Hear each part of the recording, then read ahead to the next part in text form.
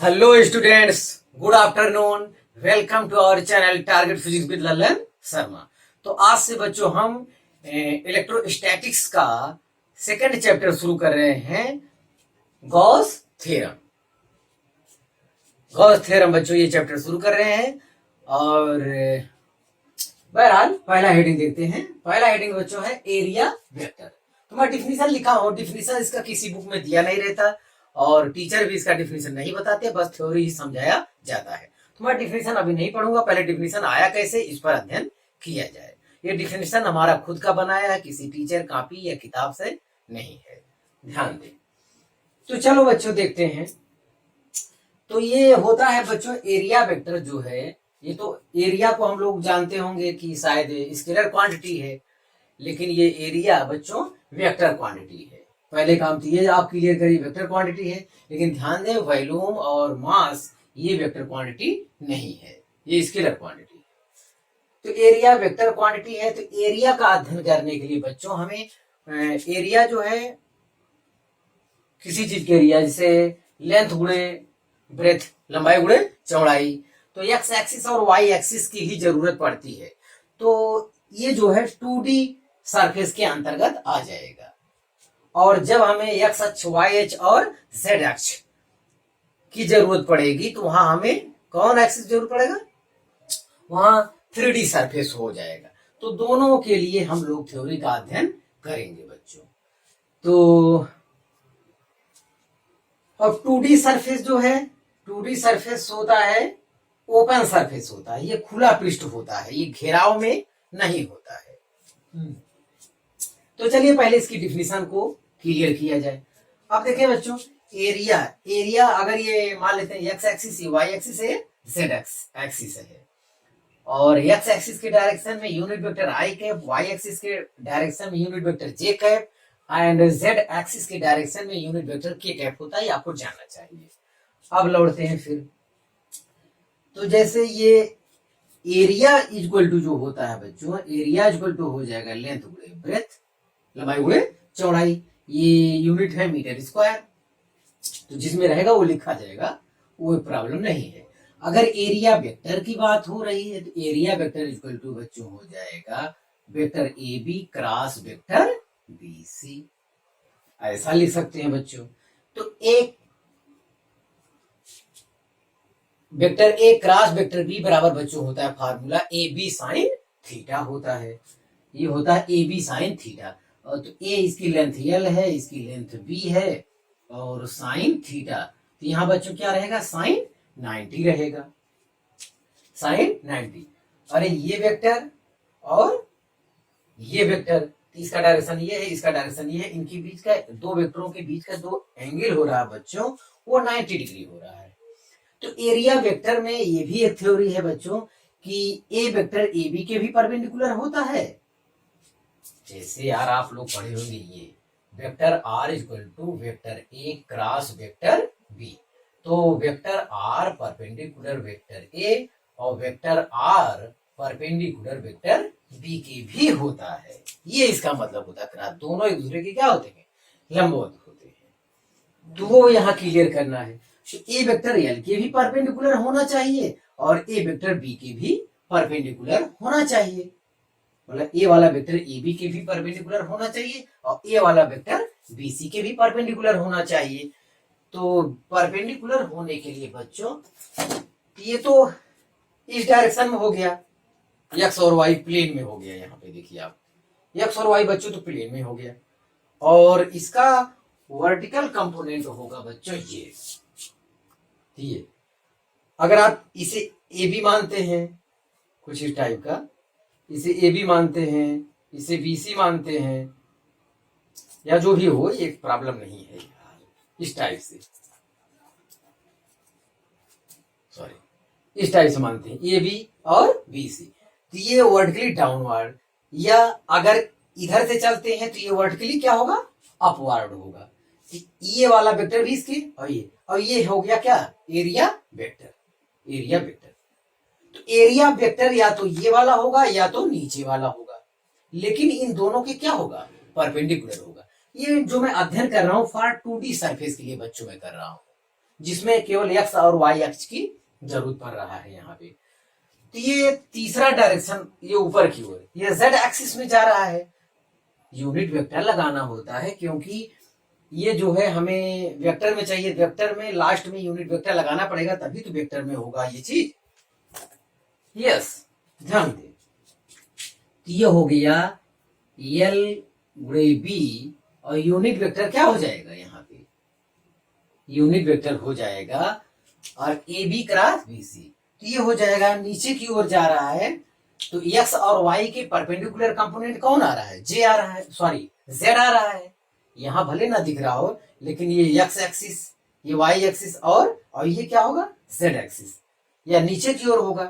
तो यहां लगाएंगे या तो माइनस के कैप यूनिट वेक्टर, या तो इसका आंसर ये होगा, या तो इसका आंसर बच्चों होगा या आर ये हो सकता है vector A equal to L गुणे बी प्लस के। तो जो बच्चों एरिया वेक्टर है या तो एक्स वाई प्लेन के वर्टिकली अपवर्ड होगा या तो एक्स वाई प्लेन के वर्टिकली डाउनवर्ड होगा। ये दोनों सही है, ये दोनों सही है, ये दोनों सही है बच्चों। और ये तो 2D सरफेस हो गया बच्चों। तो यहां कहेंगे direction of 2D surface, direction of area for 2D surface, direction of area for 2D surface is vertically upward और downward to the plane surface, ये होता है। तो यहां आपको थ्योरी लिखना चाहिए, डायरेक्शन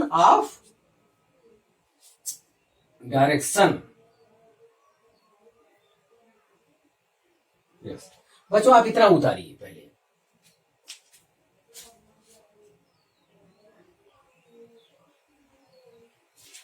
तो बच्चों 2D सरफेस का यहाँ एरिया निकाला, ये पता चला कि ये वेक्टर क्वांटिटी होता है, ये आपको ये ध्यान देना है। और इसका डायरेक्शन मैं आपके लिए बहुत सुंदर लिख दिया हूं, direction of area for 2D surface is vertically upward और downward to the plane surface. तो ये बच्चों टू द प्लेन सरफेस, तो डायरेक्शन ऑफ एरिया ये वर्टिकली अपवर्ड होगा या वर्टिकली डाउनवर्ड होगा। ये बच्चों दोनों सही है। और 2D सरफेस को खुला सरफेस कहा जाता है, ये किसी तरह बंद या ढका नहीं होता है। यहां में हर चीज 2D सरफेस ये हो गया। अब होता है 3D सरफेस बच्चों। 3D सरफेस में ये बुक आएगा आपका, जैसे ये 3D सरफेस जो फिगर में मैं नहीं समझा रहा हूं। अगर इस टाइप का कोई केस आ जाता है तो इसमें लेंथ भी है, ब्रेथ भी है और हाइट भी है। तो इसमें जो एरिया वेक्टर होता है बच्चों, ये वर्टिकल अपवर्ड होता है, तल के अभिलंबवत या आउटवर्ड नॉर्मल होता है। इसमें जो एरिया वेक्टर कार्य करता है बच्चों, ये केवल आउटवर्ड नॉर्मल, ये बाहर की ओर, तल के अभिलंबवत बाहर की ओर, इसका तल के अभिलंबवत बाहर की ओर, नीचे वाले का तल का अभिलंबवत बाहर की ओर, इसका तल के अभिलंबवत बाहर की ओर, इसका तल के अभिलंबवत बाहर की ओर। तो ये 3D सरफेस होता है बच्चों। 3D होता है। 3D में आपका एक केस ये भी आएगा। 3D में अलग से समझा रहा हूं, पहले मैं डिफिनेशन क्लियर कर लूं क्योंकि बोर्ड मुझे साफ करना है बच्चों। तो 3D सरफेस में वॉल्यूम आएगा, ये चारों तरफ घिरा है, वो इसे कहते हैं क्या, क्लोज सरफेस। ये देखिए ये प्लेन है या बेल सिलेंडर है ये, यहाँ एरिया वेक्टर क्या आएगा, ये आएगा। यहाँ एरिया वेक्टर क्या आएगा, ये आएगा। और ये कर्व पे है, यहाँ भी एरिया वेक्टर क्या होगा, आउटवर्ड आएगा। अब मैं 2D सरफेस के लिए तो बहुत सफाई से टोटल डेरिवेशन किया हूं, इसे आपको सफाई से उतारना चाहिए। और 3D के लिए ये फिगर अभी ना बनाएं, अभी इंतजार करें। ये मैं डिफिनेशन क्लियर करने के लिए यहाँ बनाया हूं, अभी थोड़ा सा और मुझे काम करना है। तो आप पहले डिफिनेशन क्लियर किया जाए, अब हम डिफिनेशन कर सकते हैं। डिफिनेशन बच्चों ये रटा रटाया नहीं है, बहुत क्वालिटी से बनाया गया है। देखें एरिया वेक्टर किसे कहते हैं, that vector whose direction vertically upward or downward to the plane surface for 2D, word नहीं लिखा यार। For 2D surface, 2D surface जो होता है बच्चों ओपन सरफेस होता है, ये खुला होता है, अभी हम लोग चर्चा किए। तो 2D सरफेस का इतनी जानकारी हम दिए हैं। तो बच्चों जो ये डायरेक्शन वगैरह लिखो यही तो परिभाषा हमने डाला है। And outward normal for 3D surface, outward normal को बच्चों ये इस टाइप का जो सिलेंडर हुआ, क्यूब हुआ, ये सब जो है परपेंडिकुलर तल के अभिलंबवत बाहर की ओर जो हमेशा जो होता है एरिया वेक्टर का डायरेक्शन होता है। तो वही है, कहा कि एंड के बाद वो चीज चल रहा है, outward normal for 3D surface, या उसे क्या कहते हैं close surface, are called area vector. एक बार दोबारा परिभाषा लिखें या हिंदी में बोल दूं, एक ऐसा या वह वेक्टर जिसकी दिशा, वह वेक्टर जिसकी दिशा 2D सरफेस के लिए या तो वर्टिकली अपवर्ड होगा या तो वर्टिकली डाउनवर्ड होगा, जबकि 3D सरफेस के लिए केवल तल के अभिलंबवत बाहर की ओर ही होगा, तल के अभिलंबवत केवल बाहर की ओर ही होगा। तो उसे कहते हैं वेक्टर, एरिया वेक्टर।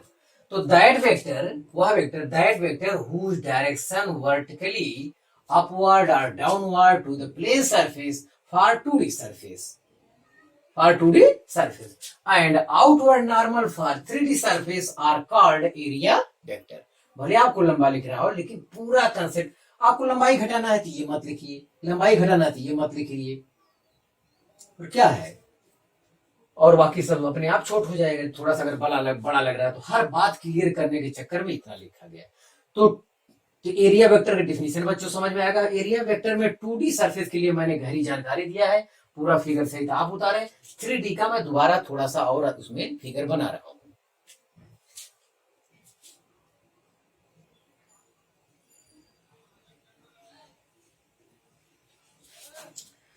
तो विद्यार्थी 3D सरफेस या इसे क्लोज सरफेस कहते हैं, इसका भी फिगर बना के हम आपको समझाएंगे। तो ध्यान दें, 3D सरफेस में, इसमें 3D सरफेस में इसमें लेंथ हो, ब्रेथ हो, हाइट हो, या 3D सरफेस के लिए आप कह सकते हैं जिसका वॉल्यूम निकलता हो वो 3D सरफेस होता है, जिसका वॉल्यूम निकलता हो। आयतन वाले सरफेस, पृष्ठ सरफेस जो होता है वो 3D सरफेस होता है। तो आयतन क्या है, क्यूब का निकलता है, सिलेंडर का निकलता है, स्फीयर का निकलता है। सर्किल का आयतन नहीं निकलता क्योंकि सर्किल में ऊंचाई नहीं होती, वो 2D होता है। सर्किल के लिए नहीं, स्फीयर के लिए, सर्किल 2D सरफेस होता है, उसमें जो है एरिया वेक्टर वर्टिकली अपवर्ड और vertically downward to the plane surface होगा।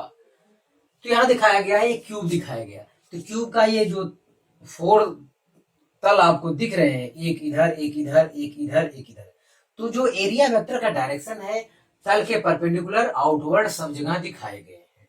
अब चलिए इधर आइए, सिलेंडर है, सिलेंडर में ऊपर इस टाइप का है, यहाँ एक प्लेन मिलेगा तो वर्टिकली अपवर्ड हो गया, यहाँ एक प्लेन मिलेगा वर्टिकली डाउनवर्ड हो गया। लेकिन ये सिलेंडर इस टाइप, ये पेन जैसे, पेन मेरा सिलेंडर है, ये तो खुद ही गुजरा, तो ये कर्व सरफेस, यहाँ भी चाहे जहां ऐसे अभिलंबवत पॉइंट बाहर की ओर आप कर देंगे तो ये भी क्या होगा, लंबवत होगा। तो चारों तरफ कहीं से भी आप खींच सकते हैं। तो ये सिलेंडर का है, ये तल के अभिलंबवत ऊपर की ओर, नीचे, और ये कर्व पर एरिया वेक्टर दर्शाया गया है। और स्फीयर में होता है, स्फीयर में भी वही चीज है, स्फीयर भी 3D सरफेस है या क्लोज सरफेस है, और इसके पृष्ठ से कहीं भी स्फीयर गोला होता है। गोला तो कोई उदाहरण मेरे पास है नहीं इस समय, और उसके पृष्ठ से चाहे जहां वेक्टर खींचा जा सकता है, तल के अभिलंबवत होना चाहिए। तो ध्यान दे बच्चों, तो एरिया वेक्टर के संबंध में ये यही जानकारी समाप्त हो रही है, और एरिया वेक्टर के संबंध अब इस पे न्यूमेरिकल आने वाले कल में हम लोग लगाएंगे। आज केवल थ्योरी पढ़ते हैं, तो आप उतारिए इतना।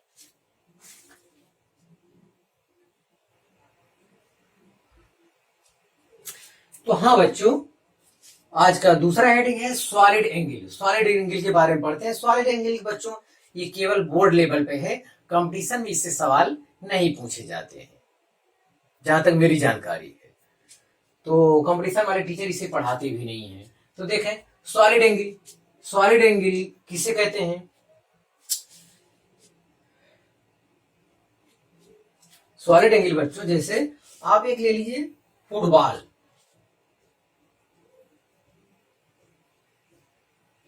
एक फुटबॉल ले लीजिए,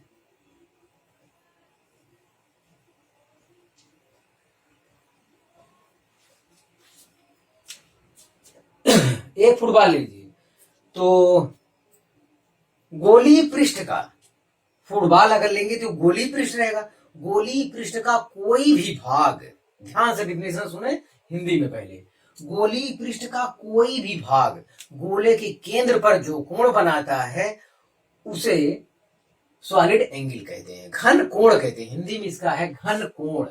ध्यान दें, किसी गोली पृष्ठ का, गोली मतलब फुटबॉल के आकार का, आपके दिमाग में जो ग्राफ बनना चाहिए वो फुटबॉल का बनना चाहिए, पृथ्वी का बनना चाहिए, फुटबॉल का ही बनना चाहिए। हाँ, तो किसी गोली पृष्ठ का कोई भी भाग, कोई भी भाग मतलब चाहे फुटबॉल के ऊपर ऐसे पेन से आप इतना भाग ले ले, ये 1/4 ले लीजिए, केवल आधा फुटबॉल ले लीजिए, आधे फुटबॉल को आप इस टाइप से राउंड मार दीजिए, यहाँ पे इस टाइप से, इस टाइप से राउंड मार दीजिए, तो आधा फुटबॉल सेंटर पर कितना कोण बना रहा है, या 1/4 कितना बना रहा है, ये फुटबॉल यहाँ नहीं, ये बाहर की ओर होगा, ये पूरा होल होगा, होल होगा तो आप समझो केवल बाहर वाला आएगा, या तरबूज से गूदा निकाल दिया जाए तो केवल वो ऊपर वाला पोर्शन रह जाएगा, तो उसके सेंटर पे आधे के कारण आप फील करो, आधे के कारण जो कोण बनेगा तो वो कोण बहुत बड़ा होगा, वो केवल देखने में ऐसा लग रहा है, तो आपके दिमाग में फुटबॉल जो अंदर से खोखला होता है उसका आधे भाग के कारण ले लीजिए, कोई भाग के कारण उसका सेंटर पे जो एंगल बनता है वही बच्चों क्या कहलाता है, सॉलिड एंगल कहलाता है। डिफिनेशन तो मैं समझता हूं क्लियर हो गया होगा, तो अभी और क्लियर होगा, किसी गोली पृष्ठ का कोई भी भाग, चाहे छोटा भाग बड़ा भाग या पूरे के कारण सेंटर पर जो एंगल सबटेंड करता है, बनाता है, वो एंगल क्या कहलाता है, सॉलिड एंगल कहलाता है। तो बच्चों हिंदी में डिफिनेशन हो गया है, अंग्रेजी में आपके बोर्ड पर लिखा हुआ है, ये भी देख ले, समझ लिया जाए। हाँ, the area of the spherical surface, area of the spherical surface, spherical surface माने गोली पृष्ठ का जो एरिया होता है subtend, the area of spherical surface, spherical surface का एरिया सबटेंड्स बनाता है an angle at the centre, centre पर जो एंगल अंतरित करता है, सबटेंड्स मतलब अंतरित करता है, at the centre of the sphere, this angle is called solid angle. हम समझते हैं बच्चों ये डिफिनेशन आपका क्लियर हो गया होगा। It's denoted, it's denoted, it's denoted omega, ये डब्ल्यू जैसा बनता है, इस ओमेगा, इट्स डिनोटेड ओमेगा, इसे ओमेगा से प्रदर्शित किया जाता है, तो इसे ओमेगा से प्रदर्शित किया जाता है बच्चों, और ये सेंटर से हम मान लेते कितना है, रेडियस है आर है, तो जो एरिया वेक्टर है बच्चों, सॉरी एरिया अल्फा, छोटा एरिया अगर लिए हैं तब ये एरिया, ये एरिया जो है रेडियस के स्क्वायर के बराबर होता है, तो ये डी ए इक्वल टू हो जाएगा बच्चों, ये D omega R square, where d omega is constant, where d omega is constant, who's called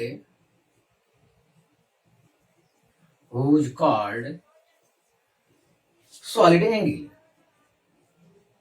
solid angle, yes बच्चों, तो ये डी ओमेगा बच्चों यहां से आ रहा है d A upon are square बच्चों, ये आपका फार्मूला है, d A upon are square आ गया, तो ये तो बहुत छोटा सा पृष्ठ लिए तो ये आया बच्चों। अगर आपका डिफिनेशन हो गया हो तो मैं थोड़ा सा और इसे क्लियर करना चाहूंगा,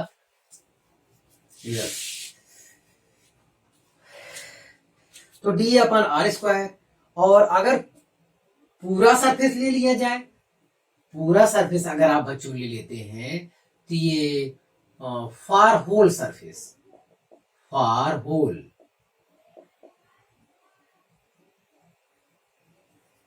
whole WHOLE whole surface. For whole surface तो सॉलिड एंगल हो जाएगा बच्चों ओमेगा इक्वल टू A/R² हो जाएगा, A/R² हो जाएगा। और गोले का स्फीयर का जो एरिया होता है बच्चों वो 4πr² होता है, O/R²। तो R² से R² कट जाएगा, तो ये आएगा 4π स्टेरेडियन, STE स्टेरेडियन, RADIAN, या शार्ट में SR भी कहा जाता है। ध्यान दे, जैसे बच्चों कोण का मात्रक रेडियन होता है, कोण का मात्रक रेडियन होता है, ठीक उसी प्रकार सॉलिड एंगल का मात्रक जो है स्टेरेडियन होता है। कोण का यूनिट रेडियन होता है, लेकिन ये डायमेंशन लेस क्वांटिटी है। ठीक उसी प्रकार से सॉलिड एंगल का भी यूनिट होता है स्टेरेडियन, लेकिन ये भी डायमेंशन लेस क्वांटिटी है। ये भी ऐसी भौतिक राशि जो विमाहीन है, डायमेंशन लेस है। तो हम देख रहे हैं बच्चों, जब पूरा सर्किल के कारण केंद्र पर एंगल होता है वो 4π स्टेरेडियन होता है। 4π मतलब 180 अंश, तो 180 गुणे 4 18 चौक 72। तो आप समझ सकते हैं कितना बड़ा कोण आएगा।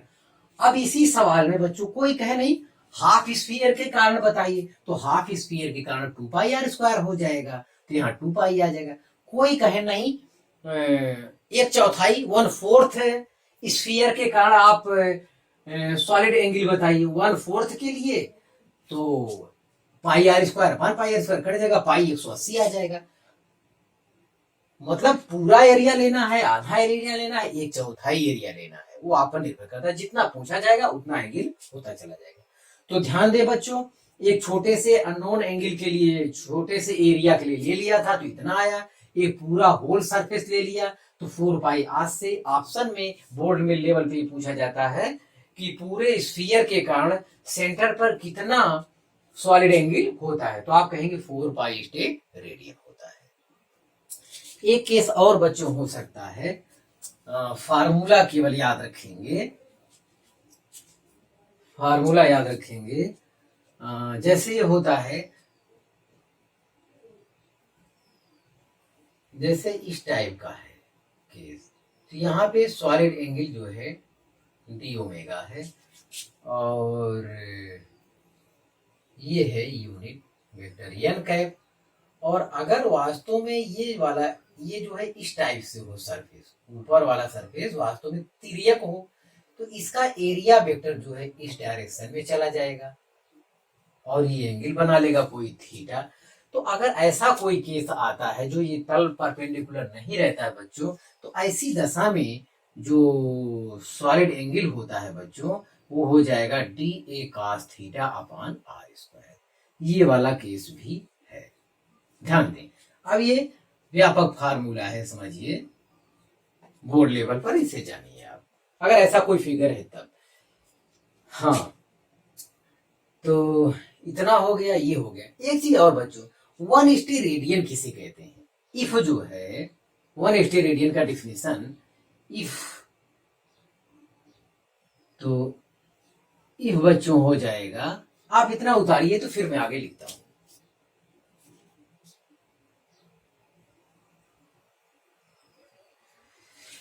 यस बच्चों, उसमें ज्यादा कुछ हमें नहीं बताना है। तो d omega equal to D/r² होता है। कभी अगर डिफिनेशन पूछ ले तो वो भी कोई दिक्कत नहीं है।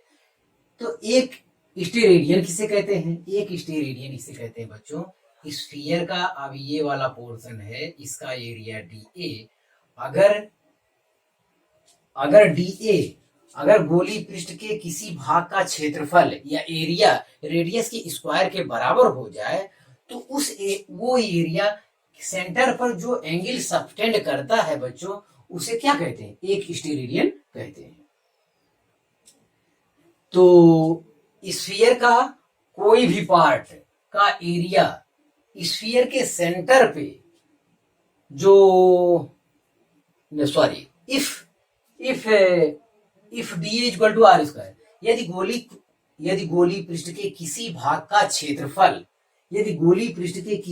क्षेत्रफल रेडियस के स्क्वायर के इक्वल हो जाए तो ऐसी दशा में गोली पृष्ठ का भाग सेंटर पर जो एंगल सबटेंड करता है वह एंगल एक स्टेरेडियन के बराबर होता है। हम समझते हैं बच्चों आपको समझ में आ गया होगा। हिंदी इंग्लिश में अपने हिसाब से आप लिख लीजिए, इसे आप उतार लीजिए इसे।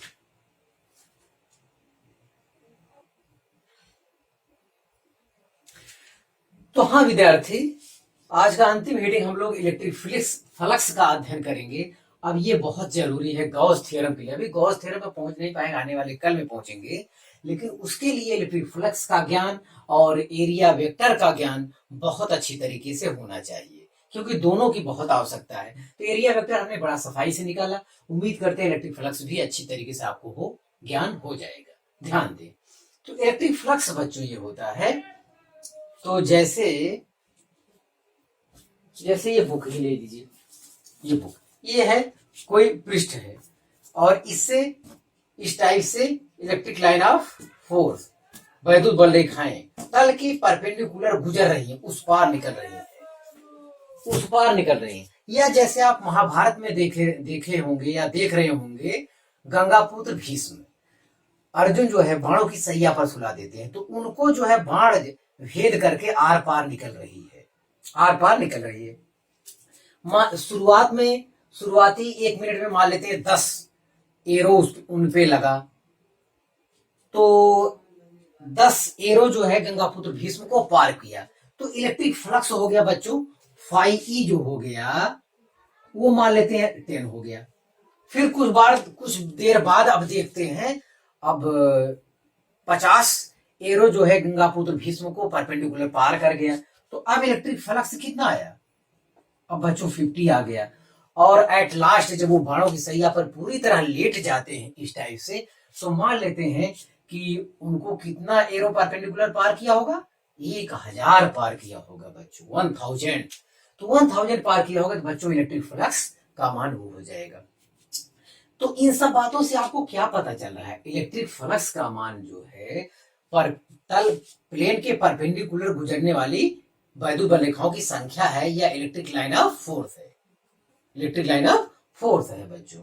तो ये डिफिनेशन में यही बात बताई गई है और फिगर की सहायता से इसे हम क्लियर करेंगे। पहले डिफिनेशन देखा जाए, या हिंदी में किसी तल के अभिलंबवत गुजरने वाली वैद्युत बल रेखाओं की संख्या को उस तल से बद्ध मतलब जुड़ा हुआ, लगा हुआ, उस तल से बद्ध वैद्युत फ्लक्स कहते हैं। ये हिंदी में हो गया, अंग्रेजी में डिफिनेशन लिखे यहां देखें, the number of electric field line passing perpendicular to a plane surface are called electric flux. तो डिफिनेशन बच्चों बस इतना ही था। इट्स डिनोटेड फाई ई, इसे फाई से प्रदर्शित करते हैं। It is a scalar quantity, ये अदिश राशि है, स्केलर क्वांटिटी है बच्चों। स्केलर क्वांटिटी है, बताइए संख्या आया है, संख्या भी वेक्टर हो सकता है? नहीं, बिल्कुल नहीं। तो संख्या वेक्टर नहीं हो सकता बच्चों। ये डिफिनेशन उतारे, इसके बाद हम फिगर की सहायता से आपको फील दिलाना चाहते हैं।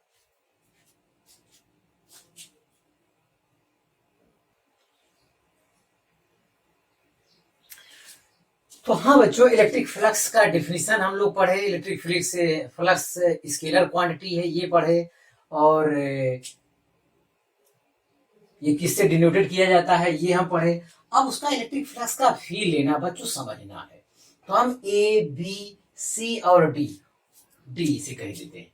ये 4 फिगर जो है सफाई से बनाए हैं, इसके आधार पे सोचा जाए। चलिए देखते हैं। तो ये बच्चों है इलेक्ट्रिक फील्ड, ये कोई प्लेन सरफेस है, इस टाइप का कोई प्लेन सरफेस है, इस type perpendicular electric line of force या इलेक्ट्रिक फील्ड लाइन पास कर रही है। तो इलेक्ट्रिक फील्ड लाइन हम देख रहे हैं 1 2 3 4 पास कर रही है, इसका इलेक्ट्रिक फ्लक्स बच्चों हो गया 4। और 2 इलेक्ट्रिक लाइन जो है बाहर की ओर पास कर रहे हैं, तो वो इलेक्ट्रिक फ्लक्स नहीं होगा, क्योंकि तल के अभिलंबों जितनी बल रेखाएं प्लेन के परपेंडिकुलर जितनी बल रेखाएं गुजर रही हैं वही क्या कहलाती हैं? इलेक्ट्रिक फ्लक्स कहलाती हैं। तो ये केस है, और 100% यही फिगर फिर है, यही एरिया ए यहां भी है, यही एरिया यहां भी है बच्चों। अब देखिए क्या होगा। तो अब हम देख रहे हैं कि एरिया तो वही है, लेकिन इलेक्ट्रिक फील्ड लाइन हमने बढ़ा दिया। इलेक्ट्रिक फील्ड लाइन हमने क्या कर दिया, बढ़ा दिया। तो इलेक्ट्रिक फील्ड लाइन अब देखते हैं कितना गुजर रही है। एरिया वही है 1 2 3 4 5 6 7 8 9, सॉरी 8। ये स्पर्श करके जा रहा है, ये नहीं गुजर रहा है परपेंडिकुलर। और ये दोनों ऊपर नीचे नहीं। तो केवल 8 इलेक्ट्रिक फील्ड लाइन जो है 8 गुजर रही है तल के परपेंडिकुलर। तो इसका इलेक्ट्रिक फ्लक्स बच्चों हो गया 8। तो इसका मतलब ये है कि इलेक्ट्रिक फ्लक्स जो है इंटेंसिटी ऑफ इलेक्ट्रिक फील्ड पर केस क्या होता है, समानुपाती होता है। अगर इंटेंसिटी ऑफ इलेक्ट्रिक फील्ड का मतलब सघनता से, अगर इंटेंसिटी ज्यादा है तो इसका मतलब है कि बल रेखाएं बहुत पास पास है, क्लोज है। अगर इंटेंसिटी कम है बच्चों, तो इंटेंसिटी यहाँ कम है तो बल रेखाएं क्या है, दूर दूर है। अगर इसका मतलब इलेक्ट्रिक फ्लक्स का मान इंटेंसिटी ऑफ इलेक्ट्रिक फील्ड पर डिपेंड करता है। अगर इंटेंसिटी ऑफ इलेक्ट्रिक फील्ड ज्यादा है तो इलेक्ट्रिक फ्लक्स का मान क्या होगा, ज्यादा होगा। Number of field line perpendicular ज्यादा गुजरेंगी। चलिए ये तो बात इससे क्लियर हुई। अब यहाँ पे लौटते हैं, सी वाले फिगर पे आते हैं। सी वाले फिगर में बच्चों एरिया ये छोटा सा था, अब एरिया हमने बढ़ा दिया है। चित्र देखने से उसे ए डैश कह दिए हैं, एरिया इंक्रीज कर गया, एरिया इंक्रीज कर दिया। और इलेक्ट्रिक फील्ड लाइन यही वाला 100 यहाँ दर्शा दिए है। तो 8 तो अंदर जा ही रही थी, 2 इधर 2 इधर, 8 4 12। तो इलेक्ट्रिक एरिया समझ लो 2 गुना कर दिए। तो 2 गुना कर दिए, जो ये नहीं गुजर पा रहे थे अब वो भी इससे गुजरने लगा। इसका मतलब तो यार इलेक्ट्रिक फ्लक्स फाई ई जो है वो क्या करता है, एरिया पर भी निर्भर करता है। अरे भाई एरिया आपने बढ़ा दिया तो फ्लक्स लाइन बढ़ गया, जबकि इनके बीच का जो इंटेंसिटी है, गैपिंग है, वो क्या है, सेम ऐसा ही है। एरिया बढ़ाने पर इलेक्ट्रिक फ्लक्स बढ़ गया। तो तो समानुपाती है। साथ मिलाने पर जो बच्चों आ रहा है ये फाई ई इक्वल टू आ रहा है vector E dot vector A. अब डॉट गुणन क्यों आया, क्योंकि आपसे बता चुकी है कि ये स्केलर क्वांटिटी है, संख्या है। ये 4 आया है, ये 8 आया, 12 आया, ये संख्या है। संख्या स्केलर क्वांटिटी होता है और स्केलर क्वांटिटी बच्चों डॉट गुणन करने पर ही आता है। तो ई ए का डॉट गुणन करते हैं, तो ई ए का जब डॉट गुणन करते हैं तो बच्चों ये भी आता है ई ए कॉस थीटा। ई ए कॉस थीटा होता है बच्चों। इसका मतलब जो एक और प्रॉब्लम खड़ी होती है कि इलेक्ट्रिक फ्लक्स का मान थीटा पर भी निर्भर करता है। तो cos 0 का मान अधिकतम होता है, cos 0 मान अधिकतम होता है। तो 0 कब होगा, ये 0 होगा, ये 0 होगा। एक चीज और बच्चों, यहां सबसे कीमती चीज जो है, where theta is the angle, where theta is the angle between E vector and A vector। ये तल से कोण नहीं नापा जाता, ध्यान दे बच्चों, ये बहुत कीमती लाइन है। इसके बगैर पूरा कंसेप्ट हमारा डिस्टर्ब हो जाएगा। इतनी सफाई से पढ़ाया, सब बेकार चला जाएगा। Where theta is the angle between E vector and A vector।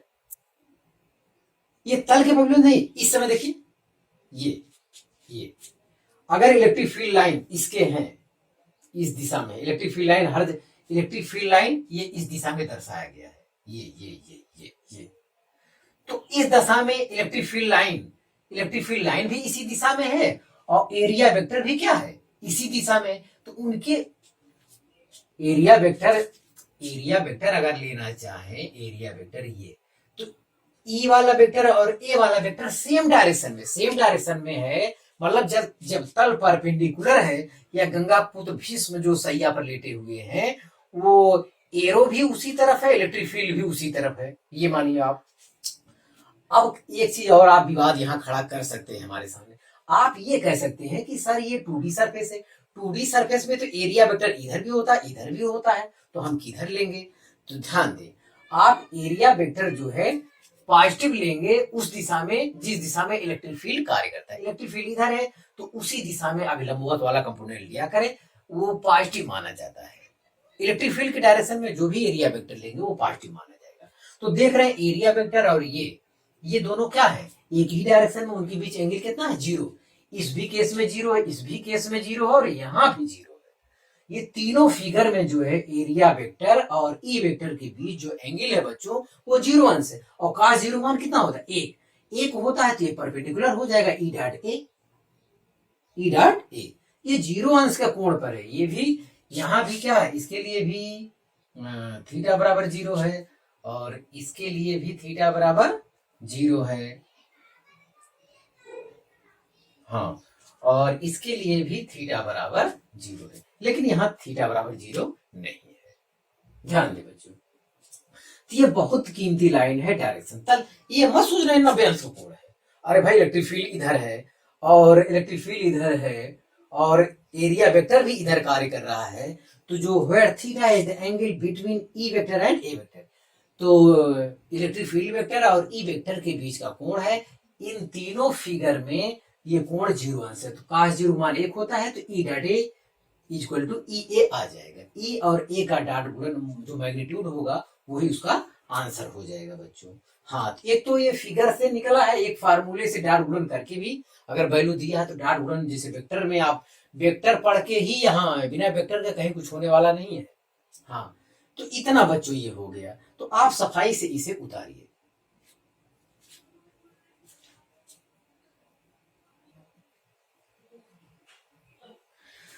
तो वीडियो बच्चों बड़ा हो रहा है इसलिए हम पहले से लिख दिए हैं, आप ध्यान दें थोड़ा सा, इतनी जानकारी हम लोग पहले से कर चुके हैं, ये फार्मूला आया था मैं इसे घेर दिया हूँ। बच्चों कभी कभी ऐसा होता है कि मान लेते हो किसी एंगल पर ऐसे ऐसे बहुत से बार रेखाएं होती हैं जो इंटीग्रेशन मेथड से ज्ञात किया जाता है, जेई लेवल का सवाल, नीट लेवल का सवाल, कभी कभी इस टाइप का भी करना पड़ता है।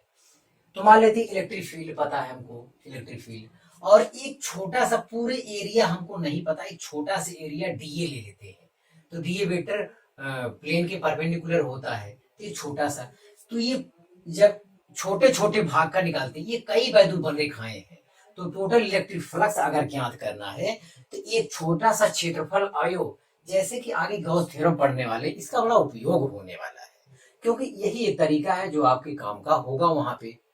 ये तो सादा सवाल है, लेकिन ये जो है बहुत उपयोगी है आगे चल के।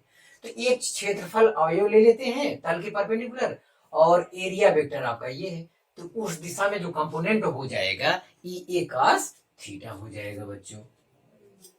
हाँ, तो हमेशा एक चीज देखो यहाँ फिगर में बताना भूल गए, जो हमेशा इलेक्ट्रिक फील्ड बनाता है बच्चों, जो फ्लक्स बनाता है, वो इसका क्या एरिया वेक्टर के दिशा में जो इलेक्ट्रिक फील्ड का कंपोनेंट होता है उसके कारण इलेक्ट्रिक फ्लक्स बनता है। जो इसका perpendicular component E sine theta आएगा उसके कारण इलेक्ट्रिक फ्लक्स नहीं बनता है, ये बात ये बताना भूल गए थे। तो आप ध्यान दें हमेशा, इसीलिए ई cos थीटा इंटू ए आता है, ई cos थीटा इंटू ए आता है। तो छोटे से अवयव के कारण यहाँ लिख लेते हैं, ई अगर कांस्टेंट है बच्चों बाहर ले लेंगे, और पूरा क्षेत्रफल इंटीग्रेशन डी ए, और ए का इंटीग्रेशन कितना होता है, ए होता है एरिया के रूप में, तो ई ए यही फार्मूला फिर आपका आ जाएगा बच्चों। तो ये भी एक तरीका है।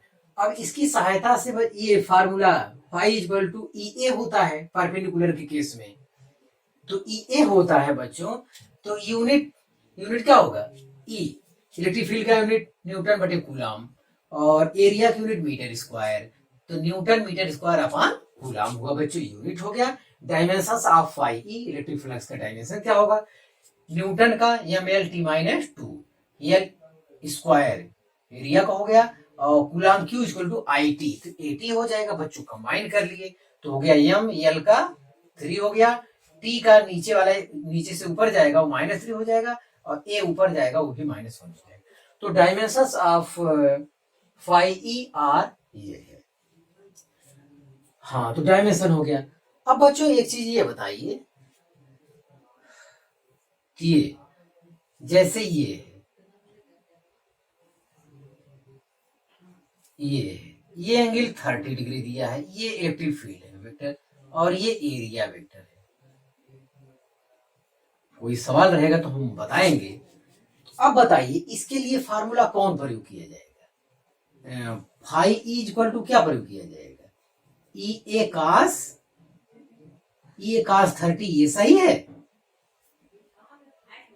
तो ई ए cos 30 जो लोग प्रयोग करेंगे उनका सवाल क्या हो जाएगा, गलत हो जाएगा, क्योंकि यहाँ क्या लिखा है, where theta is the angle between E vector and A vector, theta जो है बच्चों ई और ए वेक्टर के बीच का जो छोटा कोण होता है वही लिया जाता है, और छोटा कोण हमारा कितना है, ये वाला कोण है, इसके बीच का एंगल चाहिए। ये तो प्लेन से एंगल दे दिया, इस टाइप से बेवकूफ बनाने के लिए भी आपको सवाल में दे सकता है। ये डिग्री कितना होगा बच्चों, 60 होगा। तो ये आपका सवाल इस टाइप से यहाँ गलत हो जाएगा।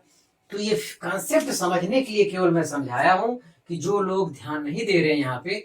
और एक चीज और, फाई ई जो फ्लक्स निकालेंगे बच्चों, आई जे के कैप का यहाँ प्रयोग करना वर्जित है, क्योंकि ये स्केलर क्वांटिटी है। स्केलर क्वांटिटी में इसका जो लास्ट में आंसर आएगा उसमें आई कैप या जे कैप या के कैप आप नहीं लगाएंगे। अब तो हम समझ रहे हैं, हमें कोई बात आपके लिए इस हेडिंग के लिए नहीं छूट रहा है। आप बच्चों मेहनत से पढ़ाई करते रहे, ऑल दी वेरी बेस्ट।